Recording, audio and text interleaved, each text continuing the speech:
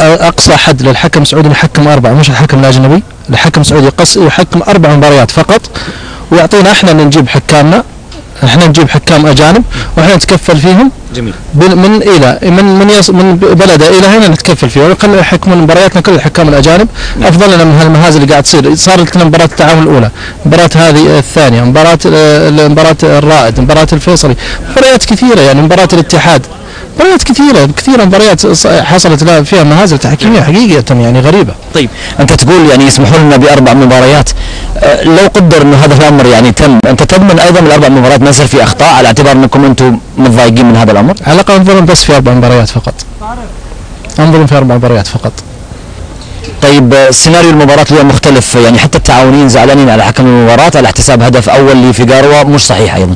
انا يهمني من يزعل، انا ازعل على الشيء اللي شفته هنا الان واللي شافه جميع الجماهير الرياضيه يعني. حقيقه بلنتي احتسب بطريقه غريبه. اللاعب كان متسلل وشات الكره، عنده كرت اصفر، وهذا يعتبر سوء سلوك.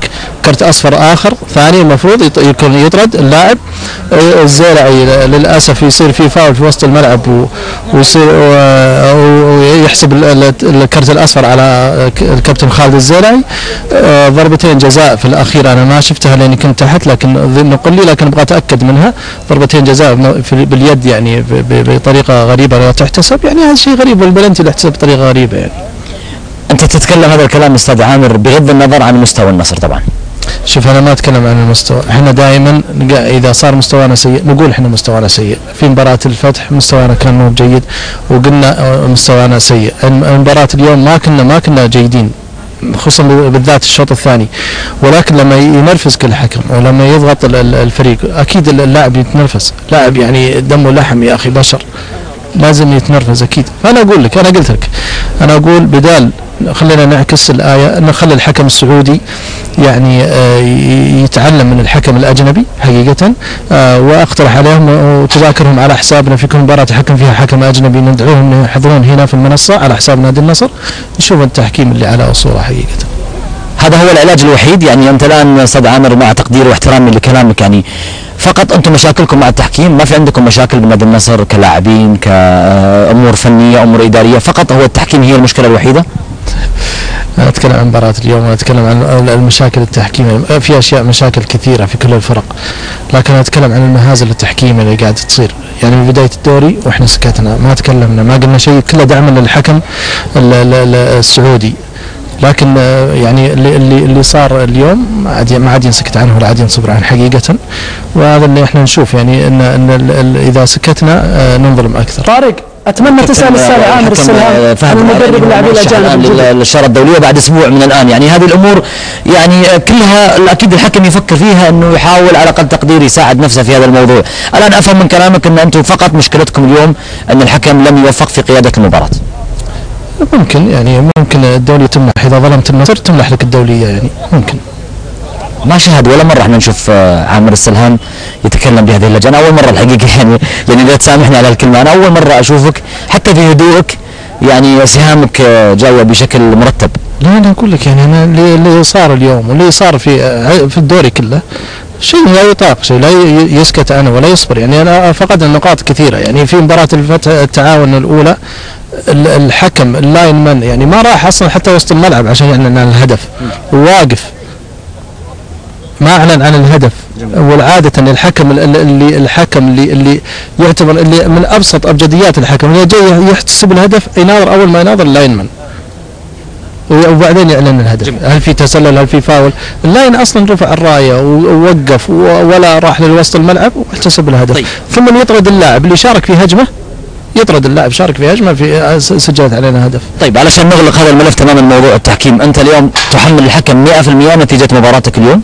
لا ما حمله 100%، كان مستوانا مو جيد بالذات الشوط الثاني، ولكن انا اقول الحكم كان سبب في التعادل، خصوصا في ضربه الجزاء احتسبت في الدقيقه 42 او 43 يعني في وقت ذا، وضربه الجزاء انا لذلك لما احب اتكلم انا ما شفتها يعني اذا تاكدت منها ممكن يعني اصرح، او كان الاخوان في الاستديو يفيدونا فيها. حتى الان انتم راضين عن زنقاب برغم كثير من الانتقادات من داخل النصر او من خارج النصر على هذا المدرب، حتى الان انتم راضين عليه كاداره؟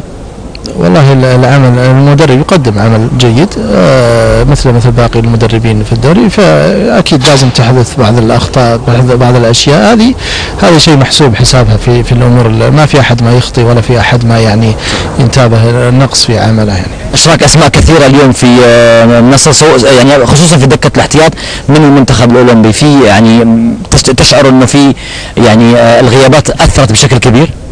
شوف الغياب في أي فريق أكيد له تأثير. احنا يعني في نادي النصر الحمد لله فريقنا أنا أصبح عندنا فريقين تقريبا جاهزين يعني، واليوم كان عندنا غيابات كثيرة في الإصابات حقيقة، لكن مو هذا ما كان هذا السبب. الحمد لله يعني كانت المباراة خصوصا بالشوط الأول سيطرنا سيطرة تامة، حتى وكنا سيئين في الشوط الثاني أضعنا 3 أو 4 فرص كانت محققة للتسجيل. أسألك سؤال أخير قبل أن أشكرك وأودعك وأقدر يعني وقوفك معي. صحيفة الجماهير الإلكترونية تحدثت بشكل مركز جدا عن المدرب ووتر زنقا، وقالت إنه يعني ربما تكون هذه آخر مباراة أو إنه هو يعني قريب جدا من الوداع. اسألهم هم اللي قالوا، أنا ما قلت. بس أنت نائب رئيس. طيب بس اسألهم هم، أنت تقول تسألني عن صحيفة، اسألهم هم مصادرهم. طيب أنت ما نفيت ولا أكدت. أنا أقول لك اسألهم عن الخبر نفسه. أنا يعني لو يوقف جنبي الحين حد من صحافة الجماهير بسأله، بس بسألك أنت. لا يمديك تسألهم إن شاء الله موجودين. طيب أنا أبي على الأقل تقدير تنفي أو تؤكد أن المدرب باقي موجود يا جماعة. يعني أنا إعلامي أنقل لك يعني خبر أو أنقل لك معلومة، تؤكد أو تنفي. لا المدرب باقي موجود المدرب. استاذ عامر السلام، انا اشكرك شكر جزيل. ودي الحقيقه اسولف معك اكثر، لكن تعرف يعني انا اقدر لكم الحقيقه وقفتك معي، واقدر جيتك، واقدر ايضا تعاملك مع الاعلام، ورجل خلوق، وبالتاكيد هذه الامور لن تؤثر عليكم ولن تؤثر على ادارتكم. شكرا. لن تؤثر علينا ان شاء الله، واحنا ما نتاثر من هذه الامور، لان يعني يجب ان ناخذها بالحسبان منه صاعدا، ونتعود على ان احنا يعني نواجه مثل هذا الظلم ونتحمله ان شاء الله. ابتعدتوا خلاص؟